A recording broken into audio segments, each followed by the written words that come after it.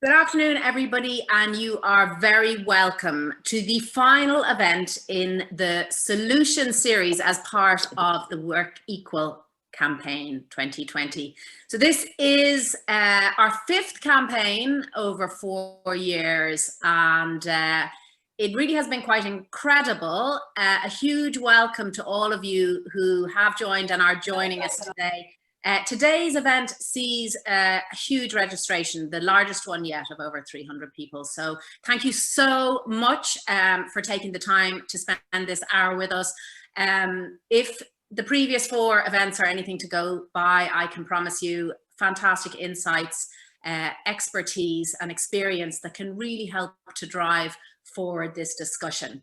The WorkEqual conference was born in 2016, and it was really to look at, I suppose at the time, the hidden obstacles that were really challenging women's equal opportunity in the workplace, and then the bits over the waterline, the bits of the iceberg we could see around the gender pay gap and how to deal with that.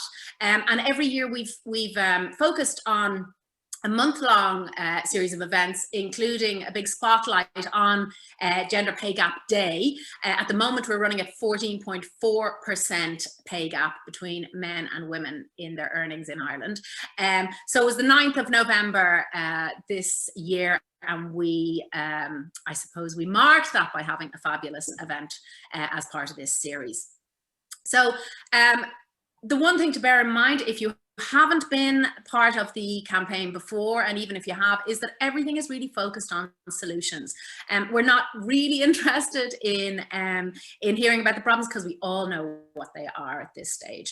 And we're delighted to say that thanks to our 2 sponsors, Solace and Permanent TSB, we've been able to bring you this campaign, to bring you really world-class speakers and experts to address this issue.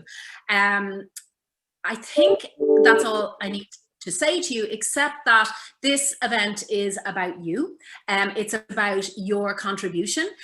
We would love you to ask questions. We would love you to get involved. And just bear in mind, the topic of today's event is addressing the underrepresentation of women in leadership. We've popped in the chat box the link to the WorkEqual report from last year's conference.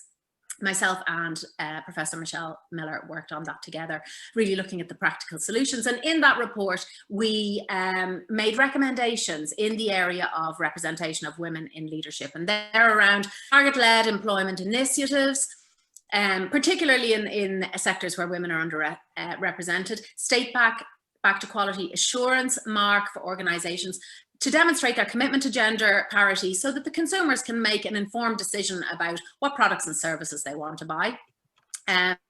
Sort of another look at credit and bond systems for female entrepreneurs, and I know Enterprise Ireland have been doing a lot of work in this area. Mentoring, sponsorship, recruitment and promotion, all that big HR piece that makes sure that we can identify little black holes that stop women from progressing, and legislate internally and externally to support women to meet their potential. And then finally, personal education and support for women in their own career progression. So awareness is everything. We can't make change without awareness. And just before I hand you over to Declan, your MC for the day, just to bear in mind the definition of leadership being that if you exert influence on those around you, you are a leader. So leaders and women in leadership roles are needed at all levels of our society, from the very beginning, in the home, in the schoolyard, through our organizations and in wider society. So worth thinking about that as we move to the discussion. Declan, over to you. Thanks, Sonia, and thanks to Dress for Success for the invitation to MC today's discussion. I managed to be a spectator actually for 2 of the series already, and they were really excellent events and discussions, I thought. So really hoping that we can at least match that today to end the series on a high note. And to help me with that, we have a fantastic panel of speakers today. And between them, they cover a number of sectors that are so important to our economy and the wider community. We have a number of panelists who, of course, will be able to give their own personal perspective with regard to women in leadership positions. And also, I know for Dress for Success, And this series, the importance of having men on the journey and having male allies has been a really important feature. So great to have Éireann participating also. Now, you'll have noted that we had hoped to have Minister Helen McEntee with us today, but unfortunately, due to other pressing matters, she had to pull out. But we do have a quick message for her before we go to so we might play that then. I'd like to thank Dress for Success Dublin for inviting me to address this discussion today, and I'm really sorry that I can't be there in person. It has been well documented that to achieve gender equality, one of the things we need is more women in positions of leadership, whether that's in business settings, in the public sector, in politics, in media or in civil society. As a government, we are taking action to encourage more women into positions of leadership. We set up and are supporting the Better Business Review Group, which is continuing to set targets for gender balance in Irish businesses. Its efforts have already boosted the female membership of ISAC 20 company boards to 26.3%. Targets are also set for the executive pipeline and for large Irish-owned private companies. In the higher education sector, we are investing in the Senior Academic Leadership Initiative. This is creating additional posts to accelerate gender balance in senior decision making. To apply, one of the key requirements of higher education institutions is that they have a gender action plan in place. They also have to demonstrate that they are progressing their gender equality objectives and targets to achieve real organisational and cultural change. From my own perspective, I believe that strong role models and mentoring help in encouraging more women into politics and other forms of leadership. For me, our female presidents, Angela Merkel, those who have set the bar extremely high, continues to. I'd like to thank Dress for Success Dublin for inviting me to address this discussion today. Okay, so I think thank you for that, and thanks to the Minister. And I think a lot of important stuff was said there, and I suppose following on from what Sonia said about solutions, it was good to hear a lot of talk about action there. But as we all know, even when we have allies in government like Helen, she needs groups like Dress for Success to keep pushing, and I suppose to help keep her and keep the government accountable, and I know that will be the case. So to introduce our panel today, firstly we'll have Regina Doherty. Regina is the leader of the government in Seanad, Éireann. For Sharan's benefit, that's the Irish Senate. She previously served as Minister for Employment Affairs and Social Protection and as Government Chief Whip. First elected to the Dáil in 2011, Regina served some time also as a Meath County Councillor. Secondly, we have Sharan Burrow. Sharan is the General Secretary of the International Trade Union Confederation, representing 200 million workers in 163 countries.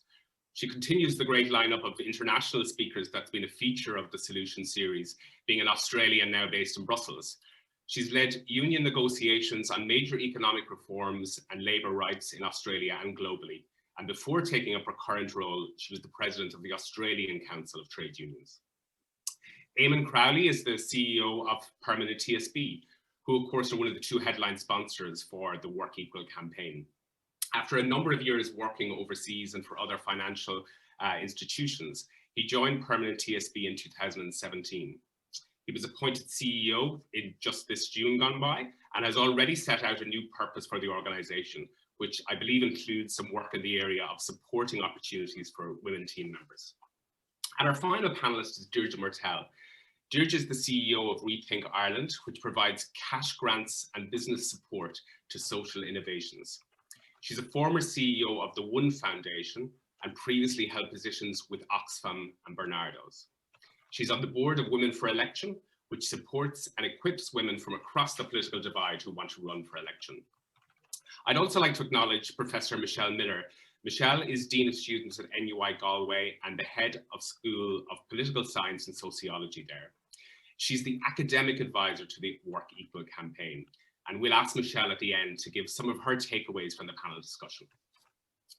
So, audience participation, we really want to encourage that. We encourage you to post your comments and your questions through the chat function, both here on the Zoom and on Twitter. On Twitter, please use the WorkEqual hashtag.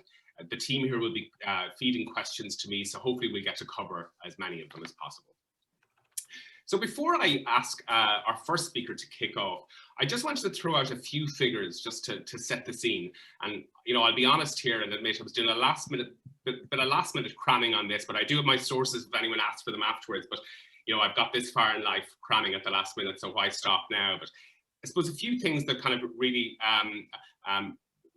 strike a note. In 2019, a McKinsey report gave a figure of just 21% of board members of listed companies being women, and 35% of those companies not having even one single woman on their board. In the Irish civil service, 63% of all employees are women, but this decreases dramatically when we get to principal officer level and above, with the figure being in the low 20s when we get to Secretary General level. And in our parliament, we have 36 women TDs, which is just 22.5%. In the Seanad, we fare a bit better with 40% of senators being women. So in a sense, again, there's the problems, but as we all know, it's one thing to identify the problem, not as easy to find the solution. So with those figures in mind and solutions in mind, no pressure, I'm going to hand over to our panel now, and I'll ask Senator Regina Doherty to give her opening remarks.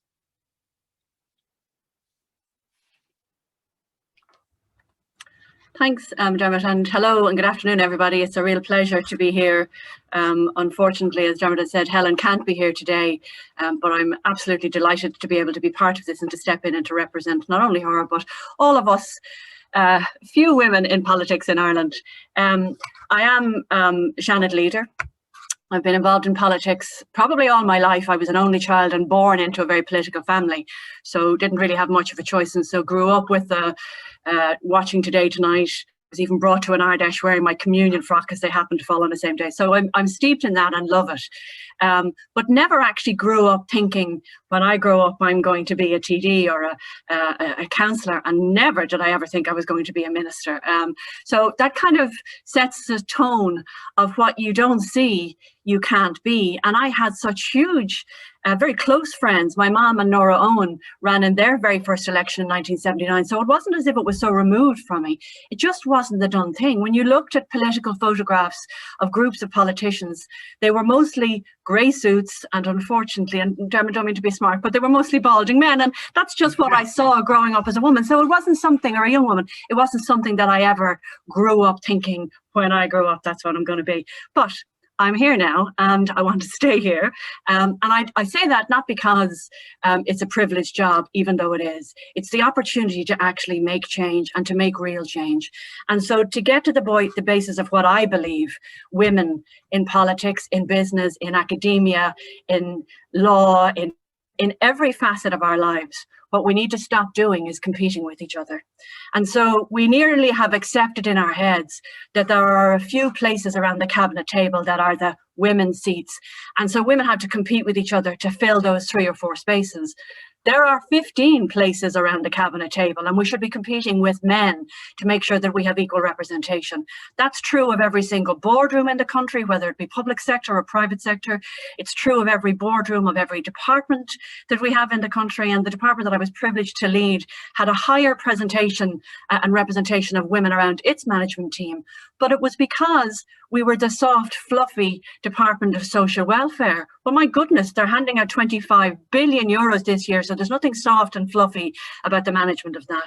We need to change our mindsets. And in politics, we've talked about a lot over the years about the 5 C's and their cash and their childcare and confidence and culture and all of that stuff. I have another few C's, and that's true, I think, of every single profession.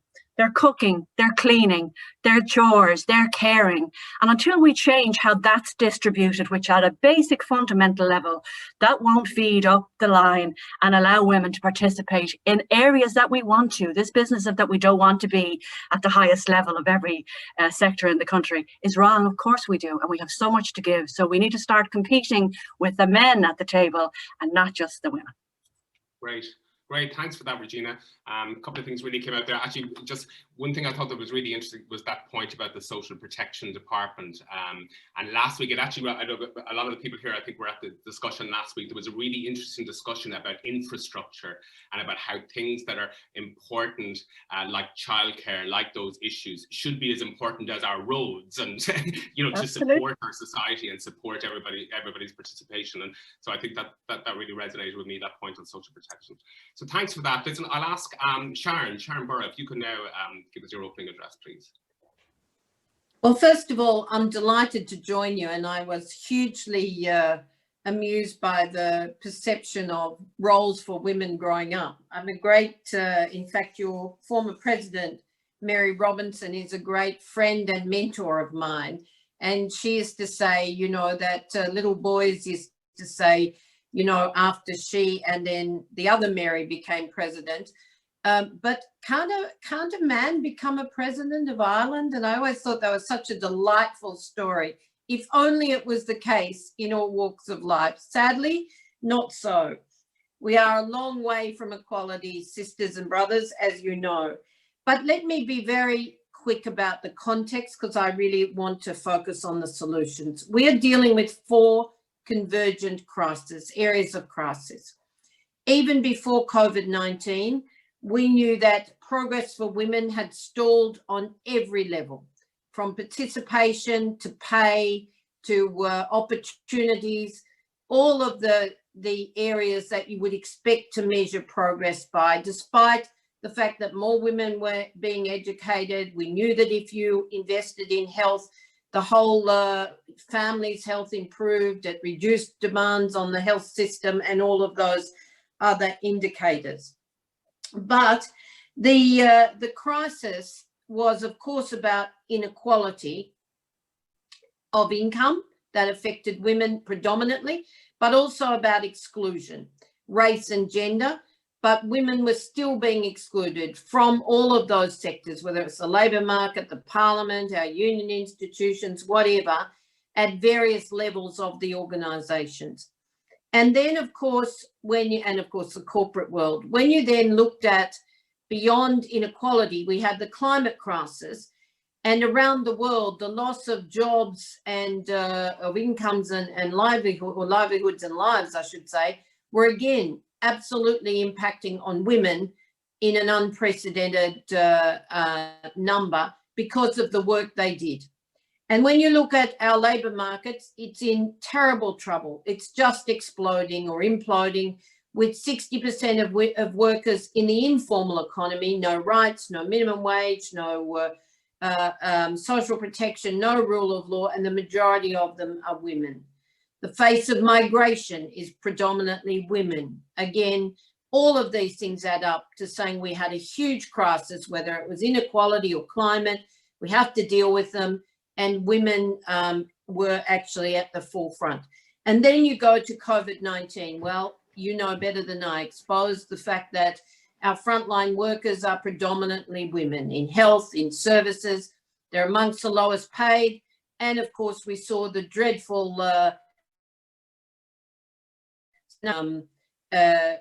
kind of health and safety was compromised without appropriate protective equipment.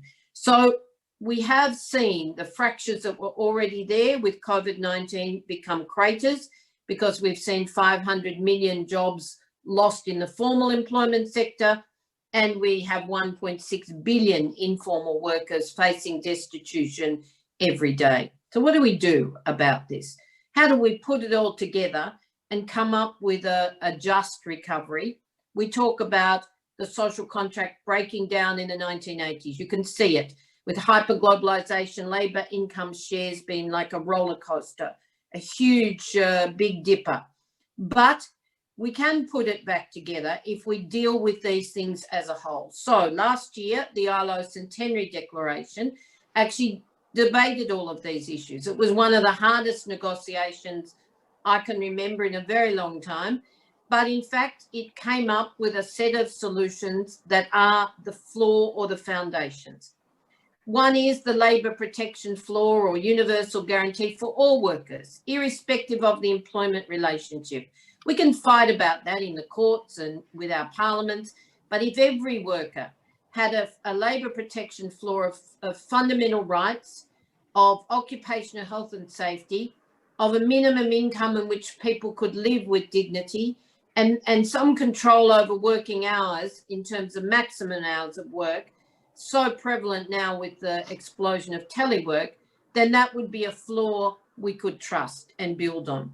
You marry that with universal social protection, The two biggest areas of reducing inequality for women are indeed social protection and minimum living wages. Of course, we want collective bargaining to be far more robust, but those two as a floor will reduce the income gap dramatically and the security. Then you have to have a transformative agenda for women, for women's participation, for all those other areas of inequality for women.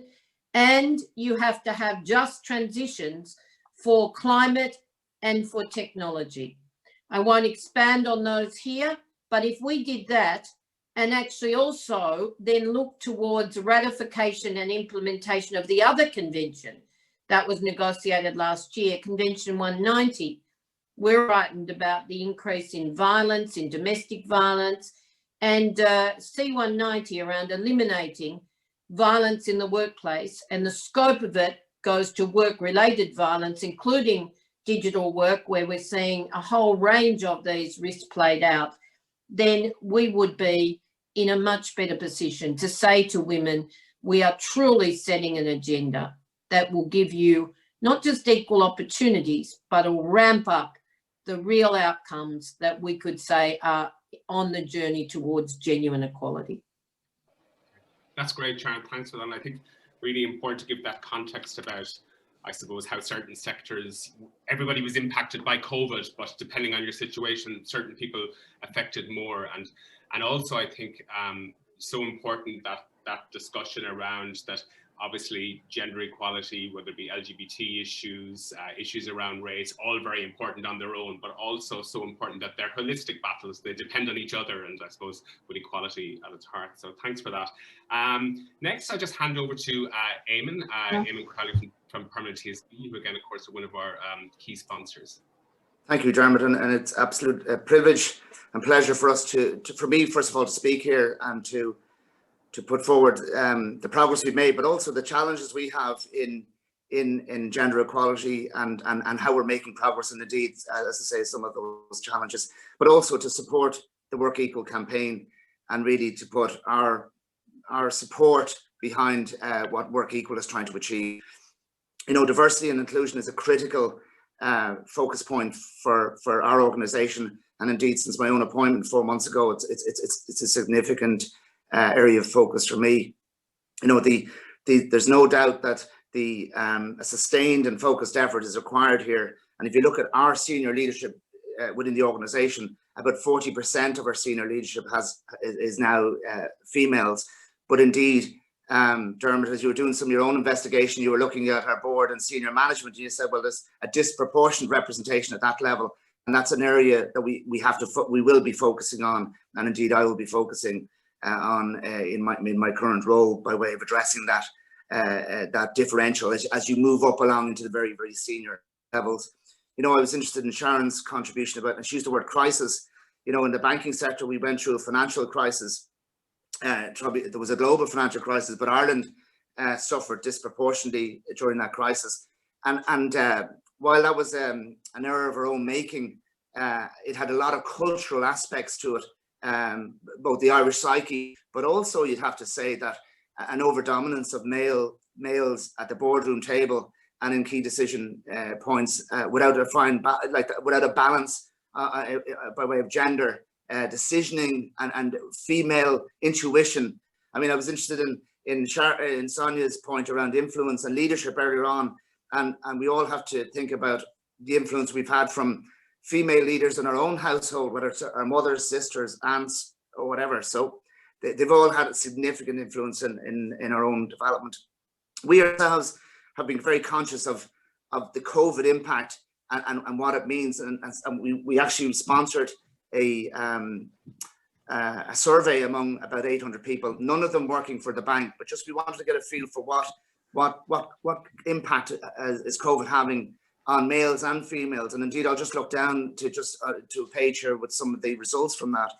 In that, you know, for example, there are concerns around career development from people who are working at home because of COVID, but that's actually an equal concern among male and females. It isn't disproportionate either way, but 1 in 3 are getting frustrated trying to balance work and home life. And it's, you know, coming back to the earlier points that Senator Doherty made. You know, mothers tend to be at the cutting edge of that frustration, and that's coming out in that survey as well. You know, 20% of people we talked to felt their career could be compromised if they took parental leave. But what I found interesting about this result is there was no gender difference. It was actually equal between male and female. And indeed, that's something that I felt was a significant societal move, the generation of men towards that level of concern and taking on and using parental leave. You know, if I go back, if I think about my father and even, you know, generations behind me, the idea that a man would take time off when a child is born was just unbelievable. And indeed, we know of fathers who didn't need even attend the birth because they were working that day. So these are societal shifts that are moving, and we can see it. There was one other point and last point here, which is around the fact that nearly 40% of people in this new environment of COVID feel they're always on. They have to be available at all times. And indeed, in our own organisation, we can see anecdotally, let's call it, that mothers tend to be on early, particularly when schools were off during the early parts of COVID. They were then in and out during the day by way of logging on and then working late at night. But what was amazing is that our female colleagues always got the job done and they always delivered. So, you know, one of the things you mentioned is our repurposing of an organisation. And our repurposing that I put forward is around building trust with customers, but that's also trust with employees and trust between employees and between genders within our employment group. So that trust really travels through. And what we've seen from COVID is that the level of trust that we can put in employees to continue to do their job, it has increased substantially. But it's the mechanisms and support that we have to provide in order to ensure that both genders and all employees are able to work in this new environment in a proper way. So I suppose just to wrap up my piece, it's around, you know, we're absolutely delighted to be here. We're absolutely delighted to put ourselves forward in front of the wider society and wider business with regard to what our credentials are in this area. We want to make progress. I mentioned areas where we are deficient, and we're looking to progress there. And interesting enough, another point, we're involved in some organisation changes ourselves. We're offering much more flexible work, but when we see initial applications, it's 2/3 female, 1/3 male at this moment. So again, there's that imbalance that we may come back to as part of this discussion. But thank you very much, Dermot, for the chance to talk. Thanks for that, Éireann, and a couple of things you touched on there, but one thing in particular, another thing I was looking at this morning, because, you know, as we all know, I suppose when we're trying to win people over on any argument, we have to meet them where they are and probably come at them from different perspectives. And I see a lot of research showing that, you know, from the point of view of the corporate sector, there's evidence that actually when you have women in senior leadership, it actually affects performance in a positive way, and that women are, you know, have been known to be better at allyship, and that actually those companies can perform better. So, you know, always at the end of the day, sometimes the bottom line can be helped to make the argument as well. Deirdre, if you could, Deirdre Mortell from Rethink Ireland, if I could ask you as the last panelist to come in there. Thank you. Thank you, Dermot. So thank you to the panelists making great points. It's always challenging to be last. I wanted to touch on 2 points in relation to women's leadership here in Ireland, but also globally. The first, to follow Senator Doherty's remarks around women in politics. I'm a board member of Women for Election for the last 10 years. And secondly, I think I'd like to talk about women entrepreneurs and their access to finance. Why do I choose those 2 topics in particular? Well, I'm CEO of Rethink Ireland. Rethink Ireland is a €60 million fund made of 50% philanthropic donations and 50% government matching funding. And we back social innovations that are about making Ireland a more inclusive place. So I come with a strong equality agenda, which I've had since I was a teenager. And I started my kind of leadership career, if you want, by being elected to student politics back in the 1980s in UCC. And along the way, I really had to think, how do I want to play my role here in Ireland and in the world? Because there are lots of things I could do over time. And what I realized was that I wanted to be where the power was, because it's where the power, you need to be where the power is to bring your agenda forward. And I realized that personally quite young, through student politics, through realizing what I could do just by being elected to student government.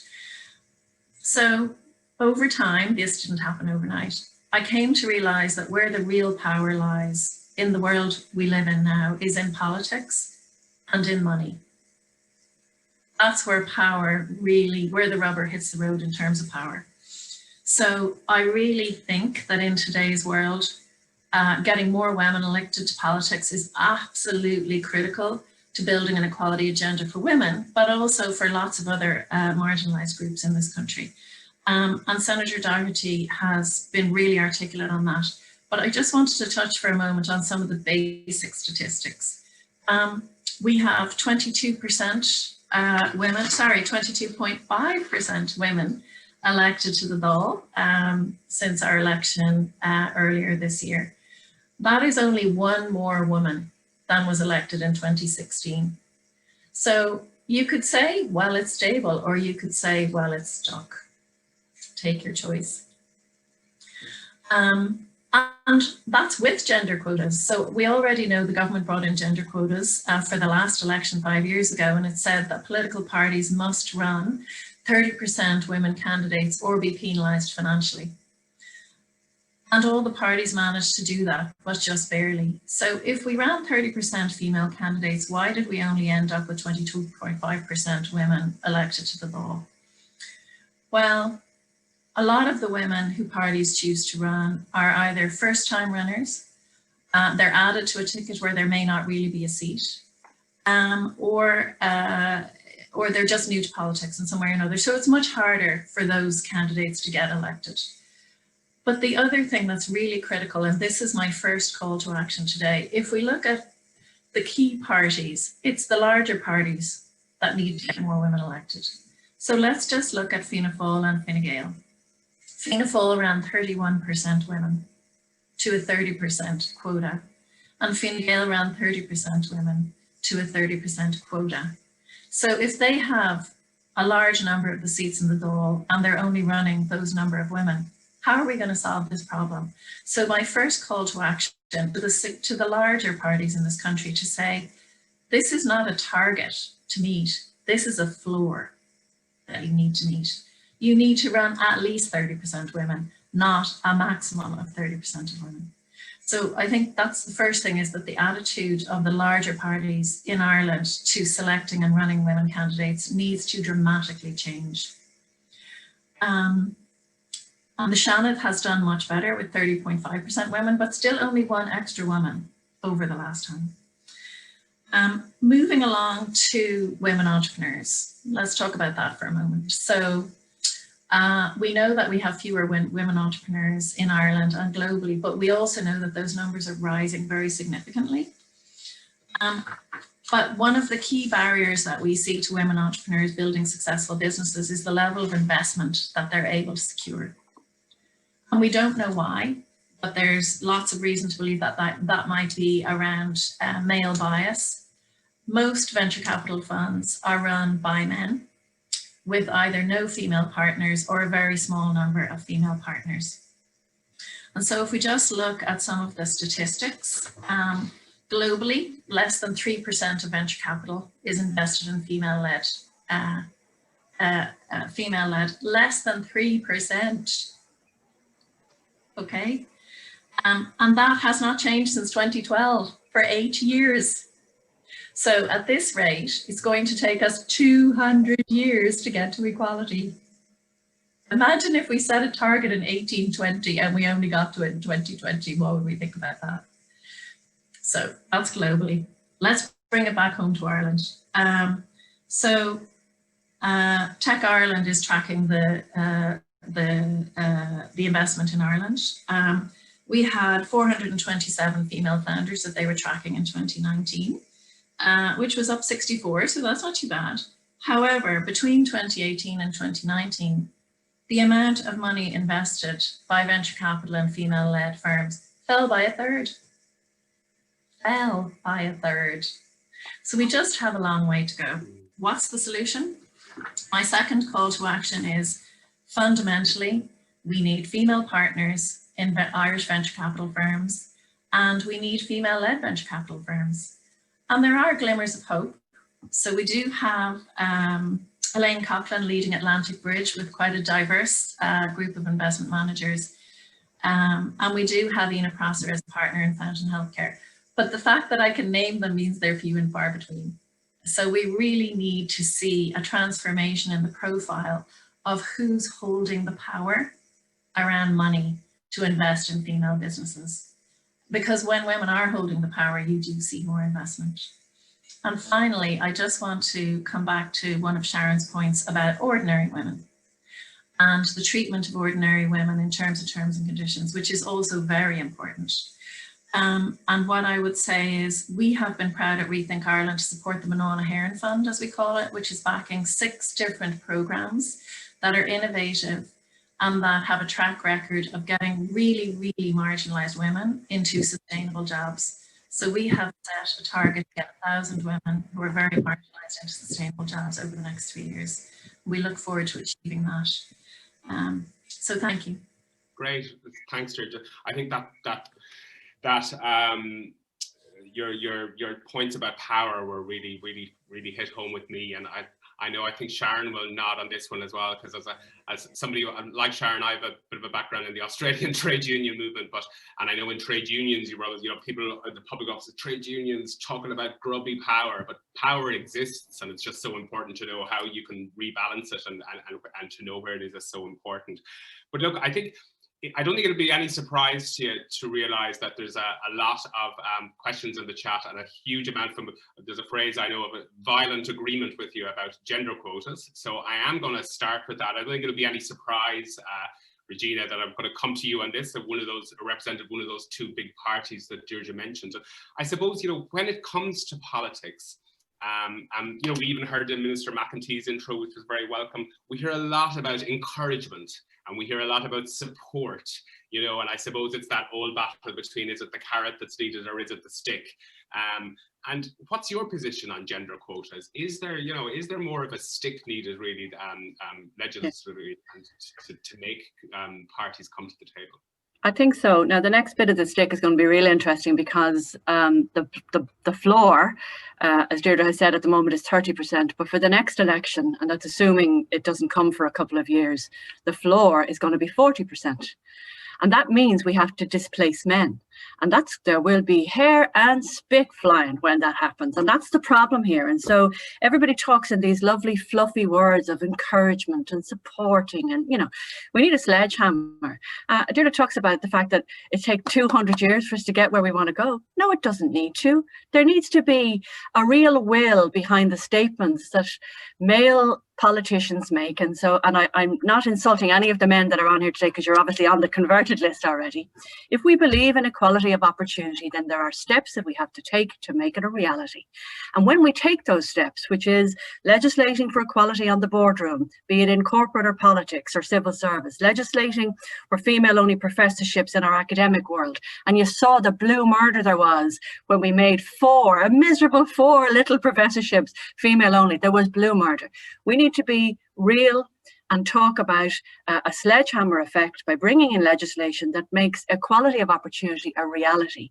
And then that new set of circumstances will be a force for change, because all of the other things that we take as being barriers for women to be able to be participants in the whole of the world, whether it's childcare or confidence, all of those things will come. So suddenly you'll have a retransformation of the childcare industry if women have to be 50% representation at senior level. We all know the statistics that business is better when women are on the boards. Their bottom line is better. We all know that, but then nothing changes. And so we need a sledgehammer to be a force for change.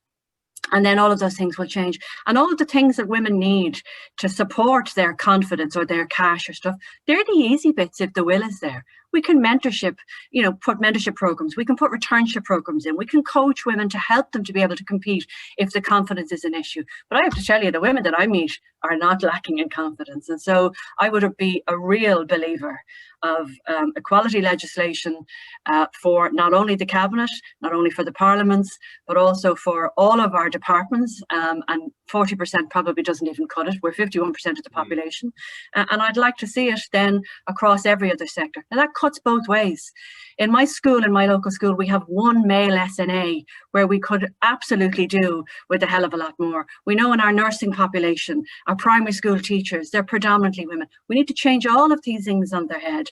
But if we start up here with the sledgehammer as a force for change, I'm quite sure that the rest of the things that need to change will have no choice but to change, instead of a stop, talking in fluffy words of encouraging and supporting. And that doesn't, we'd be still here in 200 years, Yeah, and at the end of the day, as you say, when you want to transfer power to women, somebody has to give up that power. And I suppose, Deirdre, I might let you come in here, because I know this is, with your Women for Election hat, this is something of interest to you. And I suppose you might just talk out for us, apart from doing the right thing to do, what do you think would the impact be? How would politics look? What would be the difference that would happen from the decisions? What would, if women had more leadership positions, more access to finance? So just thinking about politics, I can see two things that I think would be substantially different in Ireland if we had a critical mass of women in politics. The first is how we're dealing with COVID. So I'll just give you a very simple example. The National Women's Council called on, we have a COVID committee in the Oireachtas, and the National Women's Council called on the COVID committee to have a committee session on the impact of COVID on women, so that the statistics and all the data was pulled together, and that if we understand what the impact is on women, we can incorporate that into the next policy and decision initiatives that politicians need to take. But the committee decided in its wisdom that really that wasn't necessary. So there is absolutely, so how in the world can we think about the impact on women if we haven't actually even decided to pull it together and think about it? So that's just a very simple example from recent weeks. Thinking in a much more bigger strategic way, if you building what you said, Éireann, actually about the last recession.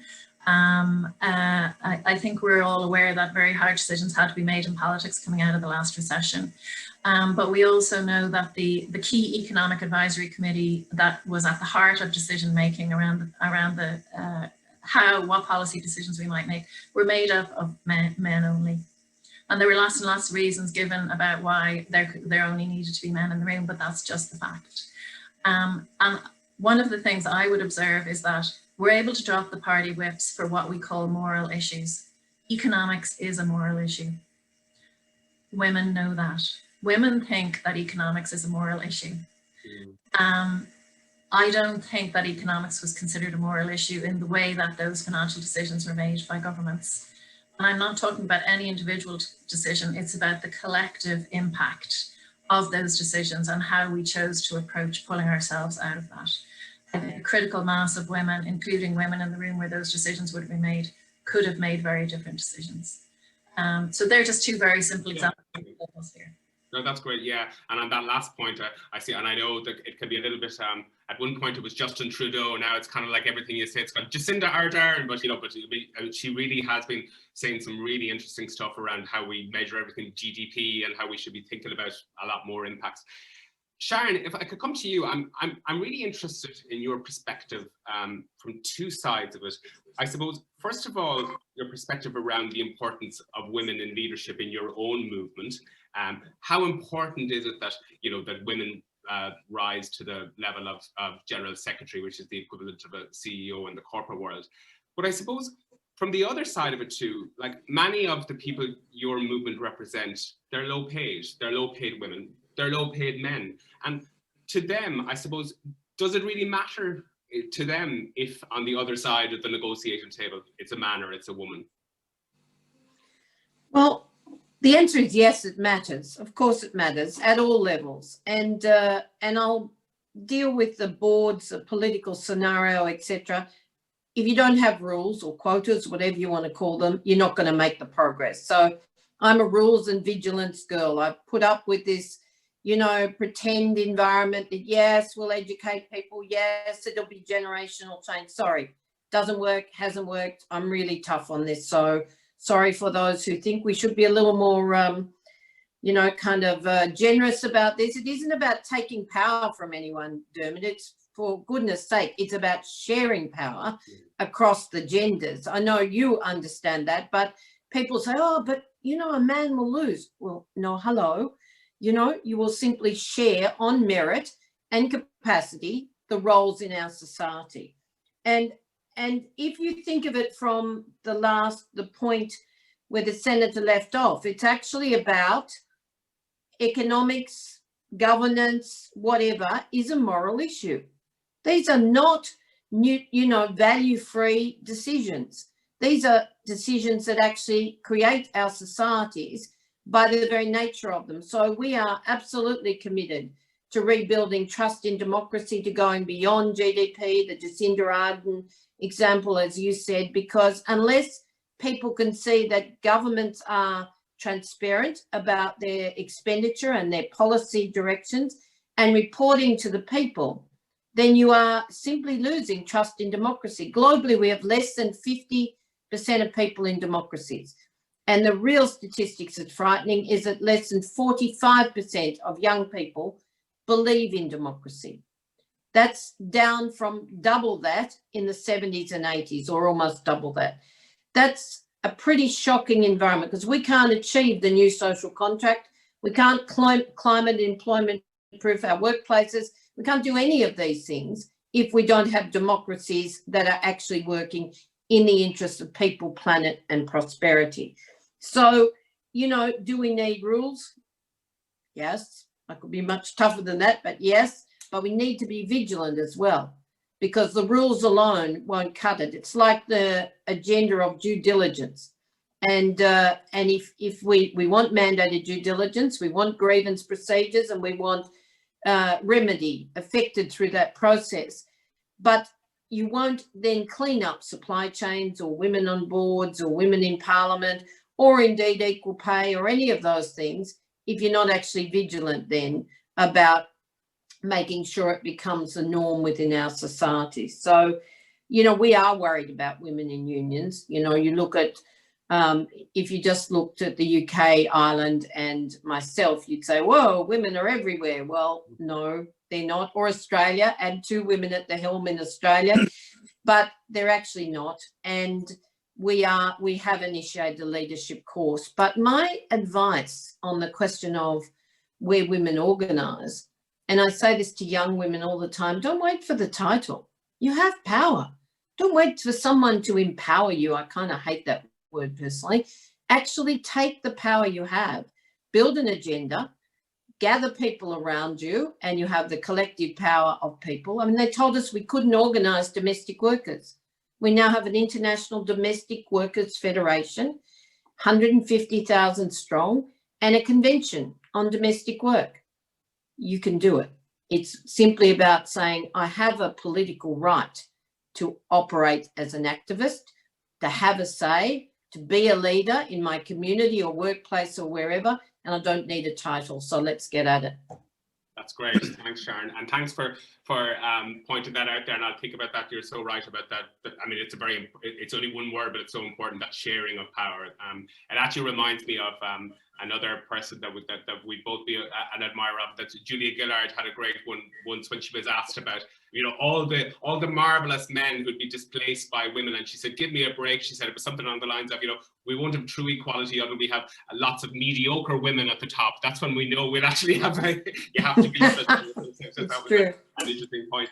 Éireann, I know you've spoken about some of your plans with the transformation of the company, and in particular about some things that you're hoping to introduce around supporting women into leadership positions in your organization, and be careful here now, because this is where we get to the keeping you to account part. You might tell us a little bit more about that, and hopefully we're going to have you back on next year to tell us about the success of it. Sure. So I gave some indication earlier on about the progress we have made and some of the deficiencies that we have to to close. But Sonia educated me the other day, because I wasn't aware that 82% of all consumer decisions are actually made by women. So this is good business.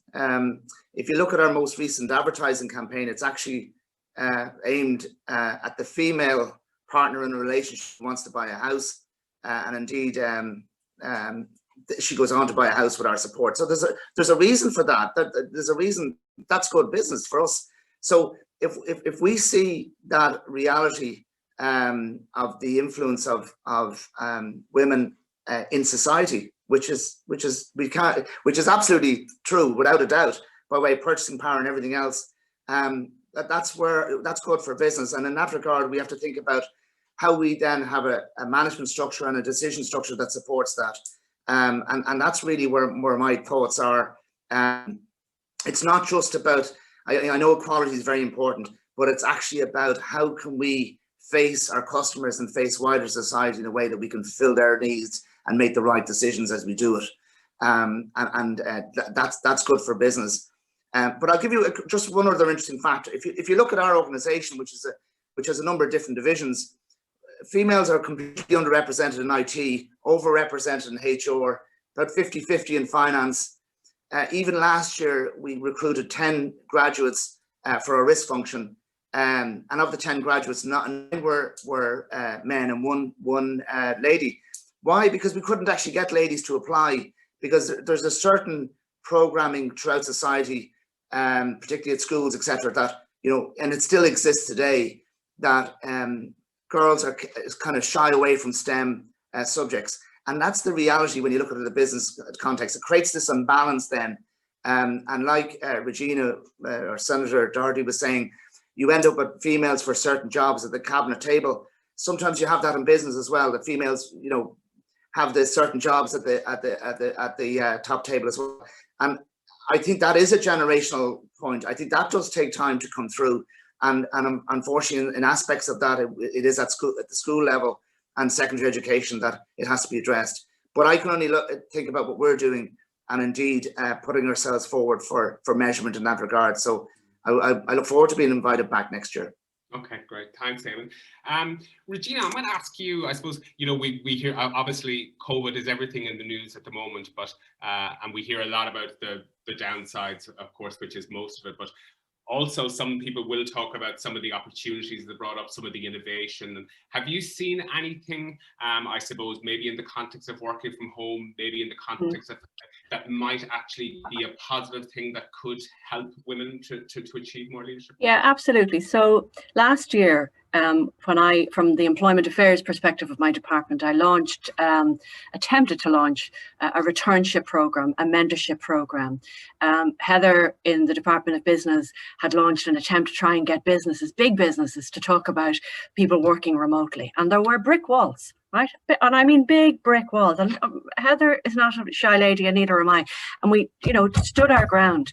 And there was a massive resistance from both business, from both politics, that no, we don't want change. We don't like change, dear. This kind of patronizing. COVID, for all of its ills, and it's massively horrible and has huge negative connotations, has been a game changer with regard to realizing that actually, Dermot, you're sitting, I assume, in your sitting room at the moment. On a Monday and a Friday, I sit in my sitting room. I can see Deirdre's cat in the background, so she's obviously at home.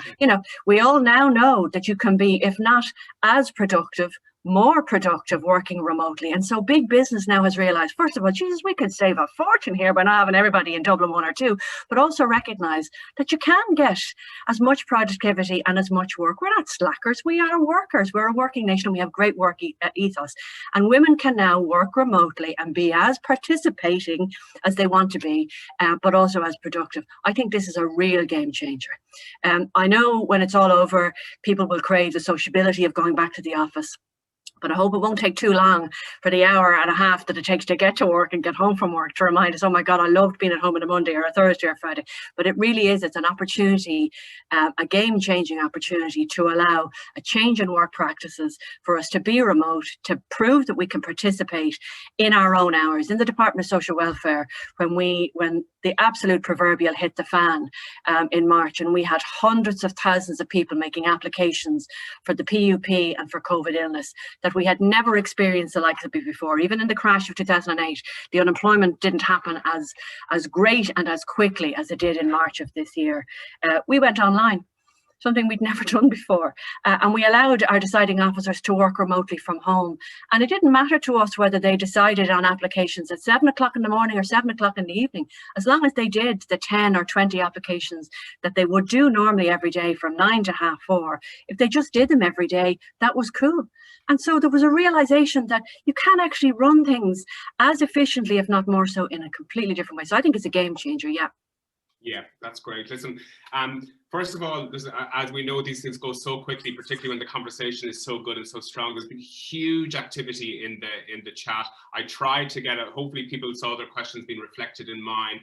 There's also some really interesting, just kind of practical questions people looking for, which I think we can probably get to afterwards and even ask some of the panelists. Like I know there was a question for Regina about some government funds and stuff, so we can absolutely follow up on them afterwards. So time is against us, could go on for hours, but I suppose if we could, I suppose one thing I'd like to say to people is, you know, again, solutions and making sure that it doesn't just end with this great panel discussion today. So I'm going to ask everyone, like, take this conversation with you today, take it back to your workplaces. Éireann, I'm sure, you know, I know there's lots of your team are online today, so hopefully we'll see that conversation taking place in permanent TSB. Obviously, Regina involved in that all the time. Take it back to your family. I mean, I know there's less family kind of dinner fights at the moment because of COVID, but you know, take those conversations back to your homes, back to your workplaces to really help with the change. I know for Dress for Success's part, they'll definitely be continuing the conversation. And with that in mind, I'm just going to hand over to Professor Michelle Miller just to give her kind of takeaways from today. Thanks, Dermot. Thanks very much, and thanks to all the panelists. It was great to listen. Just a couple of things, because I'm conscious of time. Just to go back in terms of what the Minister said at the start around targets and quotas, and while people, you know, it's like Marmite to a lot of people, you either love it or you hate it. But, you know, I see even in my own sector the big difference that the targets and the requirements that were put in the higher education sector has had. Without those targets, it would take 60 years to have gender parity of females in the senior levels in universities. So there really was a sense that action was needed. And again, it goes back to the point of the importance of, you know, government being involved. Rather than just get into what individuals said today, as I've done in the past, I just want to stand back and say, really, I think these 5 wonderful sessions have shown the intersectionality around the gender pay gap. That, you know, even we're still talking about stereotyping today. Senator Doherty talked about that in terms of, you know, what you see as a child and the importance of that. Unconscious bias that's there. Childcare keeps on coming up over and over again, and flexible working. And it was great with the SecGen we had last week telling us that remote working policy is now being worked on apace within government. COVID, as Senator Doherty said, has been a game changer. I've called it a Pandora's box in terms of let's look at flexible work, and it really has. It's brought lots of negative things. So it's great to see just how far forward these 5 sessions have brought those themes from the 2019 conference. Just if you would bear with me, Dermot, for 1 minute, I just want to thank Dara and Martina in Alice PR for the fantastic work that they've done, and Angela in Dress for Success, and for Sonia, who, you know, is a social entrepreneur as well as an entrepreneur in terms of the time and the influence and the voice that she gives to this very important issue for women and men in Irish society, and it's fantastic to be a part of it. Thanks very much, Dermot. That's great. Thanks for that, Michelle. That just leaves me with the task of saying again, thanks to all our panelists. Really grateful for you for joining the conversation. Most importantly to you, all of you who participated today and who logged on. Do know that all of the sessions are recorded, and you can go and look at them on the website. Also like to thank our sponsors of the whole solution series, Solace and Permanent TSB. And also I'd like to thank Sonia, Angela, and the teams at both Dress for Success and Alice PR and Events for all of the work. Thank you.